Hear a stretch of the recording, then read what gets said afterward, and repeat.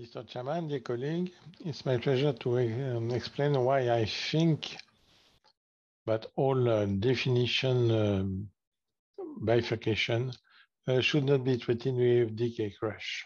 First, this kind of lesions are very rare. As you can see, the criteria are very strict. For left main, you need to have a side branch lesion length which is more than 10 millimeter and a stenosis which is tighter than 70%. For non-left main, it should be the same, but with a side branch stenosis greater than 90%.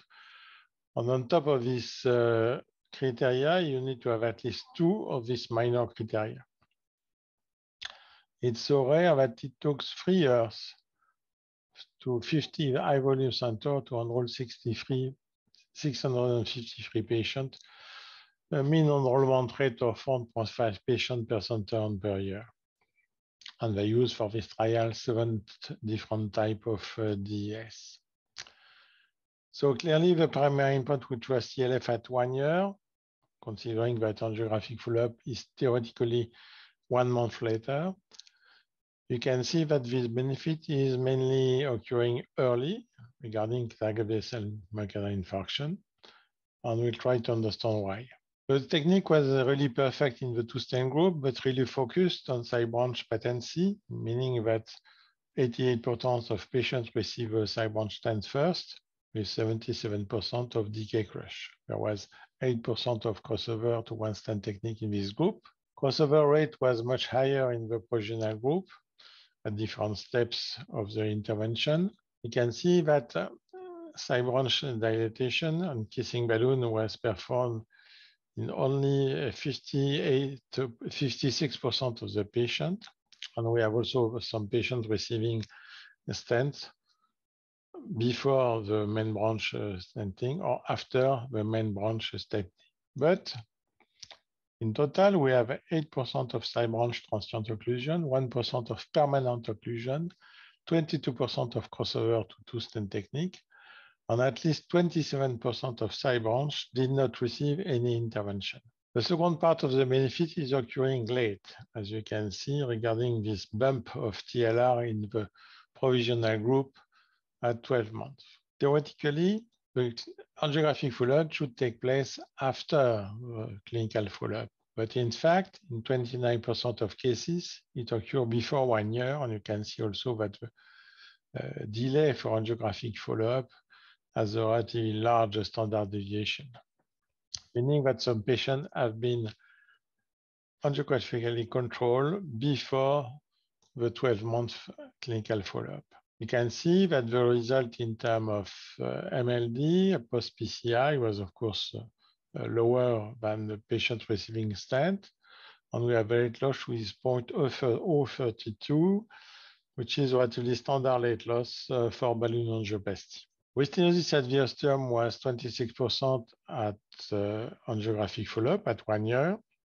But when you see the result post-PCI, you can see that the remaining stenosis, the residual stenosis is 30% plus or minus 21%, meaning that some patients already fulfilled the restenosis criteria at the time of the PCI. When we consider restenosis on TLR, you can see that regarding the main branch, proximal or distal, there is no difference in terms of restenosis between the two groups.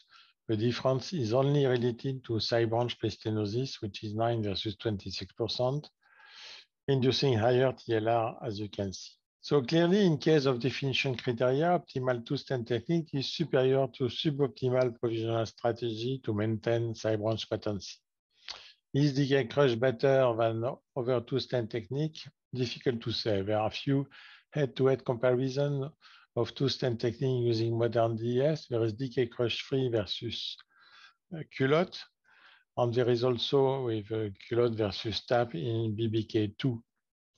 But when you look at the rate of restenosis at the side branch, it's 12% in decay crush free and only 6% in BBK2. That means, in my opinion, that experience with a two-stent technique is probably more important than the technique itself. The role of appropriate metal coverage, using multiple pots double kissing on appropriate cell rewiring, which is of course difference between culotte and decay crush. Can we extrapolate that to all bifurcation? Certainly not. Even in EBC2 and EBC main, there was a failure to show superiority of two stent technique, and we have to consider that when we look at the long-term outcome, the 5-year all-cause mortality is higher in two stent versus one stent. So a two take-home message for me regarding definition. First, adjust the complexity of stenting technique to the complexity of bifurcation lesion. Second, use the two-stent technique you really master, preferably a technique which gives you the ability to come back to one stent if you have good result on side branch, what we call a M technique on the MATS classification. I thank you for your attention.